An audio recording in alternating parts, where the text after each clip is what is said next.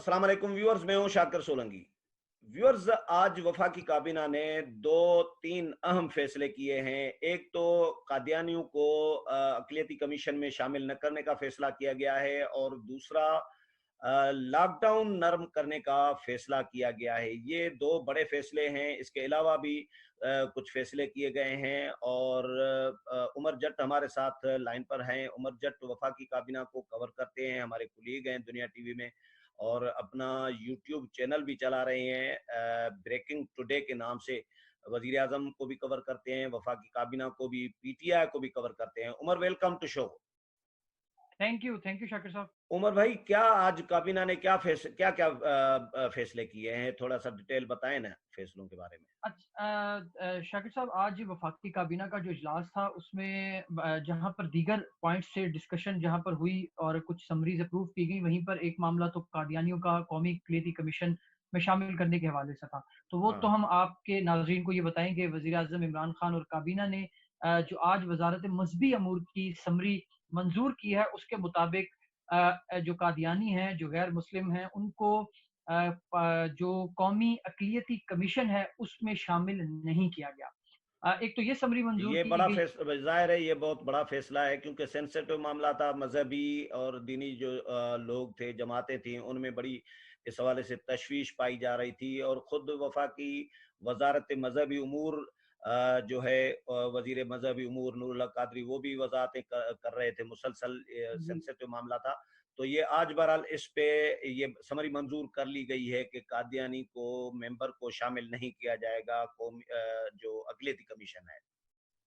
بالکل شاکر صاحب، اس پہ باقاعدہ تردید بھی کی گئی وفاقی وزیر مذہبی امور کی جانب سے، اور آپ نے بالکل ٹھیک فرمایا کہ کافی حساس معاملہ ہے۔ تو اس میں دیگر اقلیتوں کے نمائندے شامل کیے گئے، تاہم اس میں جو قادیانی ہیں ان کو اس میں شامل نہیں کیا گیا۔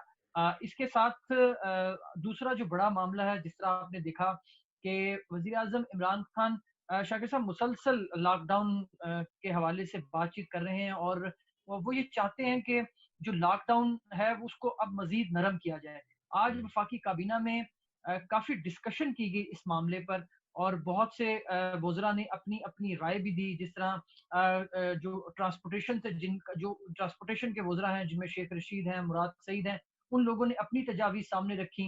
حماد اظہر اور دیگر جو وزراء ہیں جن کا صنعتیں اور چھوٹے کاروبار کو کے معاملات کو جو دیکھ رہے ہیں، انہوں نے بھی تجاویز دی۔ اب جو آج کابینہ میں ڈسکشن ہوئی ہے، ایک تو کیونکہ شاکر صاحب آپ کو معلوم ہے کہ ایک طویل عرصہ گزر چکا ہے، اور اس عرصے کے دوران بالکل بھی آپ کہیں کہ لوگوں کا کاروبار زندگی بالکل بند ہو چکا ہے۔ بڑی صنعتیں کھولی گئیں کیونکہ ملک کی معیشت کا انحصار ہوتا ہے ان صنعتوں پر، اور تعمیراتی شعبے کو اوپن کیا گیا۔ تو اب وفاقی کابینہ نے آج یہ فیصلہ کیا ہے کہ اب چھوٹے کاروبار بھی کھولے جائیں، اور اس کے لیے ایک ایس او پیز جو نیشنل کمانڈ کنٹرول سینٹر نے تیار کی ہیں، ان ایس او پیز کو سامنے رکھا گیا ہے۔ ان میں ایک تو شاپس کی ٹائمنگ کے حوالے سے معاملات ہیں، ان کو دیکھا گیا ہے کہ شاپ کھلنے کے حوالے سے ٹائمنگز کیا ہوں گی، ان شاپس پر کام کرنے والے لوگوں کی احتیاط کے حوالے سے کیا کیا ایس او پیز بنائی جائیں گی۔ اس کے ساتھ جو خریداری کرنے والے لوگ ہیں ان کے لیے کیا چیزیں جو ہیں وہ سامنے رکھی جائیں گی۔ اس کے ساتھ پبلک ٹرانسپورٹ، جیسا آپ کو معلوم ہے کہ پبلک ٹرانسپورٹ کافی عرصے سے بند ہے، اور جو جن کے پاس اپنی گاڑیاں نہیں ہیں، اپنی سواری نہیں ہے، ان کے لیے کافی مشکلات پیدا ہو رہی تھی۔ تو ان کو سہولت دینے کے لیے پبلک ٹرانسپورٹ کو اوپن کرنے کا بھی فیصلہ کیا گیا، اس کی تجاویز بھی آج ان پر بھی ڈسکشن ہوئی ہے۔ ان میں اب شاکر صاحب یہ تمام چیزیں تو اوپن کرنے جا رہی ہے، لیکن آپ کو معلوم ہے کہ کورونا کی سچویشن ہے، اور جس طرح سے یہ سپریڈ آؤٹ ہو رہا ہے، اس کے فگرز بڑھ رہے ہیں، تو اس کو سامنے رکھتے ہوئے اب احتیاطی تدابیر اور کچھ ایس او پیز ہیں جو بنائی گئی ہیں، اور وہ جو اسد عمر جس کمانڈ سینٹر کی سربراہی کر رہے ہیں، وہاں پر بھی ان تجاویز پر بڑی مشاورت کی گئی ہے تمام سٹیک ہولڈرز کے ساتھ۔ اور جس طرح سے تاجر برادری ہماری، انہوں نے بڑا احتجاج کیا، کیونکہ کئی ایسے دکاندار جن کے اوپر اب 2 مہینے کے دکانوں کے رینٹ ڈیو ہو چکے ہیں، لیکن ان کا کاروبار نہیں چلا، تو اب ان کی پریشانی لامحالہ بنتی ہے کہ وہ اب پیسے کہاں سے دیں گے۔ تو اب وفاقی کابینہ نے جو آج فیصلہ کیا ہے کہ وہ چھوٹے کاروبار جو دکانیں ہیں مارکیٹس میں جن کی ضروریات زندگی جو لوگوں کی ہے وہ پورا کرتی ہیں ان کو اوپن کیا جائے گا.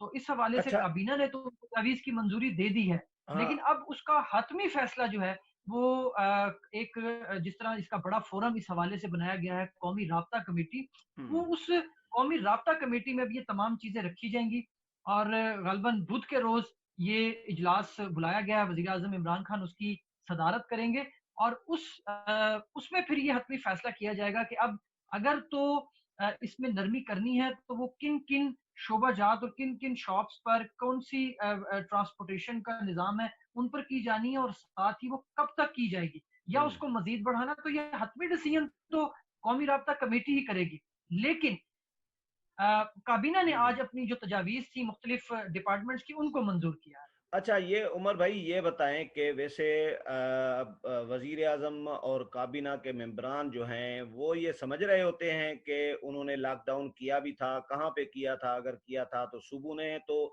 اپنا الگ الگ فیصلہ کیا تھا, سندھ نے اپنا خود فیصلہ کیا, سندھ مسلسل وفاق کو کہتا رہا کہ وفاق ہمارا قائد بنے, لیڈ کرے, ہمیں وزیر اعظم لیڈ کریں. وزیر اعظم مسلسل کہتے رہے کہ ہم لاک ڈاؤن نہیں کریں گے کیونکہ لاک ڈاؤن کریں گے تو دیہڑی دار مزدور جو ہے وہ مر جائے گا, بھوکا مر جائے گا.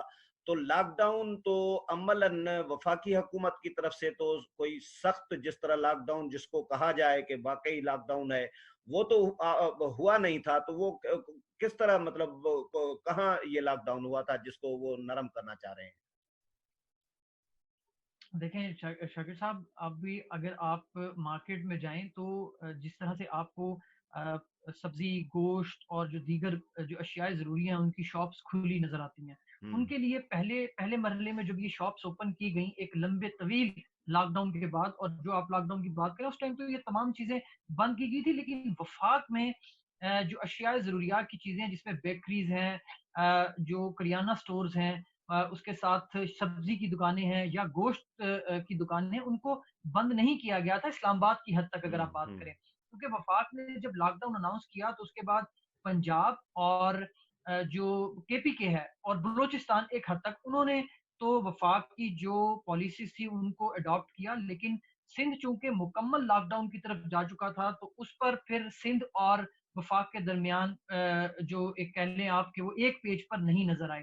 لیکن پھر ابھی کچھ دن پہلے ایک تو ابھی کچھ دن پہلے قومی رابطہ کمیٹی کا اجلاس ہوا تھا جس میں یہ ڈیسائیڈ کیا گیا تھا کہ 9 مئی تک مزید لاک ڈاؤن کیا جائے گا. اس سے پہلے جو شاکر بھائی قومی رابطہ کمیٹی کا اجلاس تھا تو اس میں بڑا واضح طور پر وزیر اعظم عمران خان اور آرمی چیف بھی اس میں موجود تھے, تو انہوں نے یہ بڑا واضح کیا تھا کہ وفاق پالیسی دے گا اور وفاق اسلام آباد کی حد تک ان چیزوں کو امپلیمنٹ بھی کرے گا, لیکن صوبے اپنے حساب سے اپنی سچویشن کو سامنے رکھتے ہوئے چلیں یہ بالکل ٹھیک ہے.